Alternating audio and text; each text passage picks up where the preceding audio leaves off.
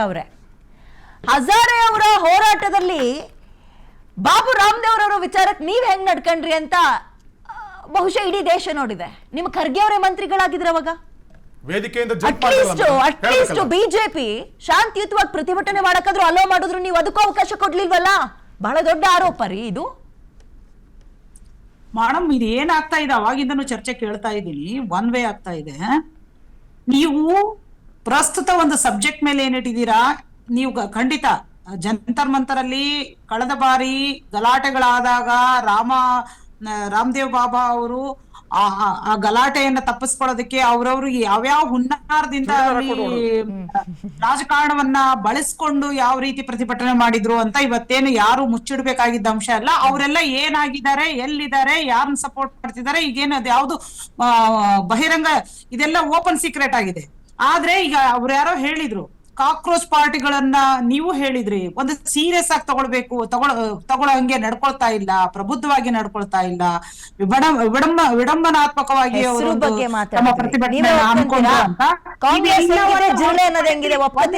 ನೀವು ಮಾತಾಡೋದಕ್ಕೆ ಕೊಡೋ ಹಾಗಿದ್ರೆ ಅಲ್ಲ. ನಾನ್ ಕೇಳಿರೋ ಪ್ರಶ್ನೆ ಬಿಟ್ಟು ನೀವು ಯಾವ್ದಕ್ಕೂ ಉತ್ತರ ಕೊಟ್ಬಿಟ್ರೆ ನಾನು ಸುಮ್ ಕೂತ್ಕೊಬಿಡ್ಬೇಕು.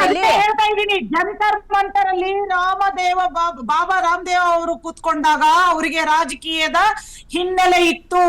ಅವರು ಅದನ್ನೆಲ್ಲಾ ರೀತಿಯಿಂದ ಬಳಕೆ ಮಾಡಿಕೊಂಡು ಅದನ್ನ ಪ್ರತಿಭಟನೆಯನ್ನ ಒಂದು ಪ್ರತಿಭಟನೆ ಮುಖಾಂತರವಾಗಿ ತಮ್ಮ ಬಿಜೆಪಿ ತನ್ನ ಬೇಳೆಯನ್ನ ಬೇಯಿಸ್ಕೊಳ್ಳಕ್ಕೆ ಆ ದಿನ ಪ್ರಯತ್ನ ಪಡ್ತಾ ಇತ್ತು.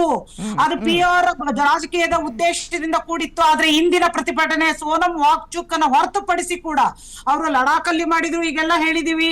ಅವರಲ್ದೆ ಇನ್ ಯಾರೇ ಮಾಡ್ಲಿ ಮೇಡಮ್, ಯಾರೇ ಮಾಡ್ಲಿ, ಇವತ್ತು ಯುವಕರು ಎದ್ದು ನಿಂತಿರೋದು ತಮ್ಮ ಹಕ್ಕುಗಳಿಗಾಗಿ. ಇವತ್ತು 80 NTA ಆದಾಗಿಂದ 80 ಸಾರಿ ಒಂದು ಪೇಪರ್ ಲೀಕ್ ಆಗುತ್ತೆ. 23 ಜನ ವಿದ್ಯಾರ್ಥಿಗಳು ಆತ್ಮಹತ್ಯೆ ಅಲ್ಲ, ಅದು ಕೊಲೆ ಆಗ್ತಾರೆ. ಇಂಥವೆಲ್ಲ ಸಂದರ್ಭದಲ್ಲಿ ಅವರು ತಮ್ಮ ನ್ಯಾಯವನ್ನ ಕೇಳೋದಕ್ಕೆ ಸ್ಥಾನ ಯಾವುದು? ಸಂಸತ್ ತಾನೆ. ಲೀಕ್ ಆಗಿರೋದು ಕಾಂಗ್ರೆಸ್ ಆಡಳಿತದಲ್ಲಿರುವ ರಾಜ್ಯಗಳಲ್ಲೂ ನೋಡಿದೀವಿ, ಅದಕ್ಕೇನಂತೀರಾ ಮೇಡಮ್? ಕಾಂಗ್ರೆಸ್ ಆಡಳಿತ ರಾಜ್ಯಗಳಲ್ಲೂ ಕೂಡ ಯಾವುದೇ ಪ್ರತಿಭಟನೆಗಳನ್ನ ಹತ್ತಿಕ್ಕುವಂತಹ ಕೆಲಸಗಳನ್ನ ಇಲ್ಲಿವರೆಗೂ ನಾವಂತೂ ಈ ಮಟ್ಟದಲ್ಲಿ ನೋಡಿಲ್ಲ.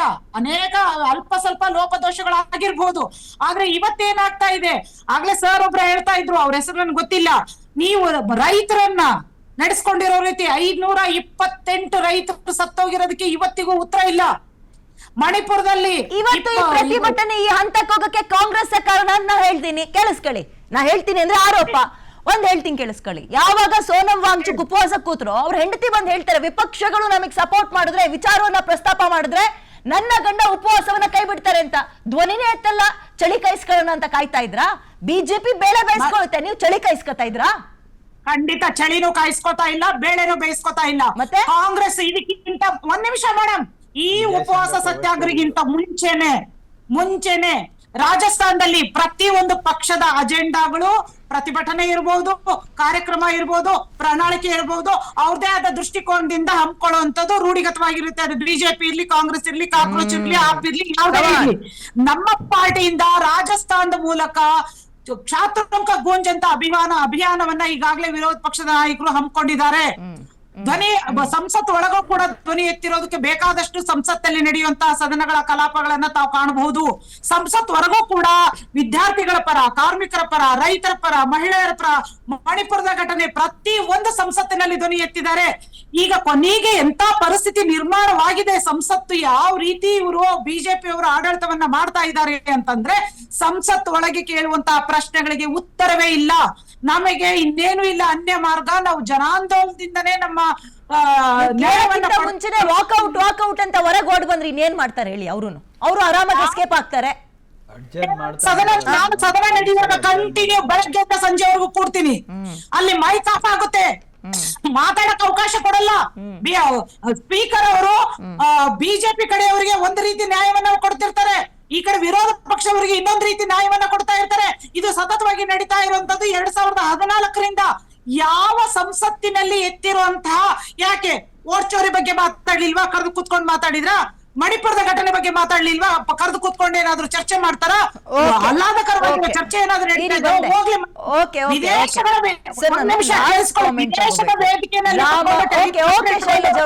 ಆಯ್ತು, ನಿಮ್ಮ ಪಾಯಿಂಟ್ ನನಗೆ ಅರ್ಥ ಆಯ್ತು.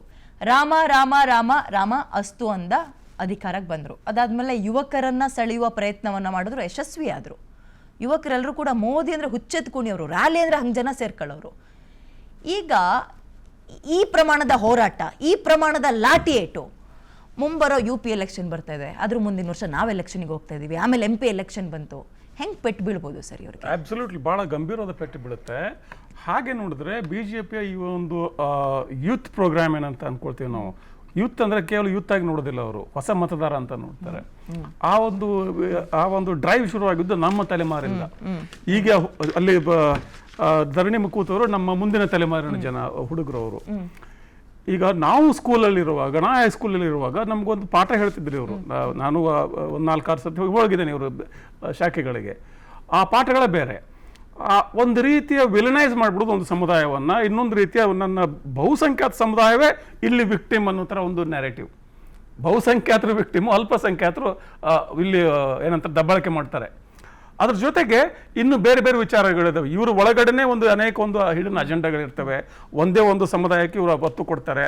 ಅದ್ರ ಆಚೆಗೆ ಇದೆಲ್ಲದರ ಆಚೆ ಏನಿತ್ತಂದ್ರೆ ಆಂಟಿ ಕಾಂಗ್ರೆಸಿಸಮ್.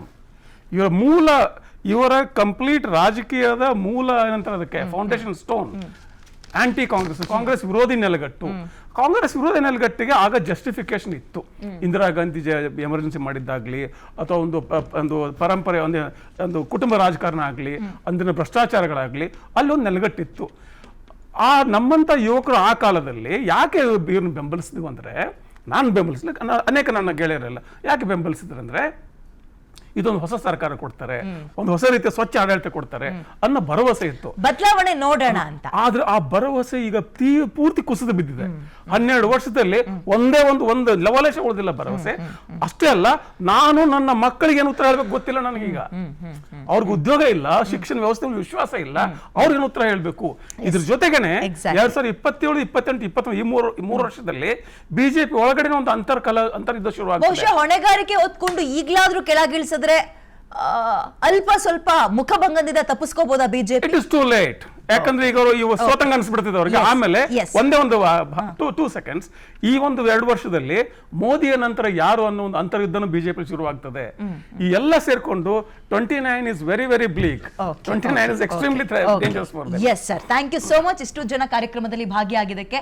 ಇವತ್ತು ಕೂಡ 2ನೇ ದಿನ ಸಂಸತ್ ಚಲೋ ಮಾಡ್ತೀವಿ ಅಂತ ದೇಶದ ಮೂಲೆ ಮೂಲೆಯಿಂದ ಜಂತರ್ ಮಂತರ್ ಜನ ಸೇರ್ತಾ ಇದ್ದಾರೆ. ಸಂಸತ್ತಿಗೆ ಇವತ್ತು ಮುತ್ತಿಗೆ ಹಾಕ್ತಾರ, ಯಾವ ರೀತಿಯಲ್ಲಿ ಇರುತ್ತೆ ಹೋರಾಟ ಅನ್ನೋದು ಕುತೂಹಲ. ಆದ್ರೆ ಕೃಷಿ ಕಾಯ್ದೆಯಲ್ಲಿ ಮಾಡ್ಕೊಂಡಂತಹ ಎಡವಟ್ಟು, ರೈತರನ್ನ ಖಲಿಸ್ತಾನಿಗಳು ಅಂದಿದ್ದು, ಅವರ ಚಳುವಳಿಗೆ ಅಡ್ಡ ಹಾಕಿದ್ದು, ರೈತರು ಸಾವನ್ನಪ್ಪಿದ್ರು ಆರೋಪ ಇವತ್ತಿಗೂ ಹೊತ್ಕೊಂಡಿದೆ ಬಿಜೆಪಿ. ಅದೇ ಎಡವಟ್ಟನ್ನ ವಿದ್ಯಾರ್ಥಿಗಳ ವಿಚಾರದಲ್ಲೂ ಮಾಡ್ಕೊಳ್ಳುತ್ತಾ ಗೊತ್ತಿಲ್ಲ, ಕಾದ್ ನೋಡೋಣ.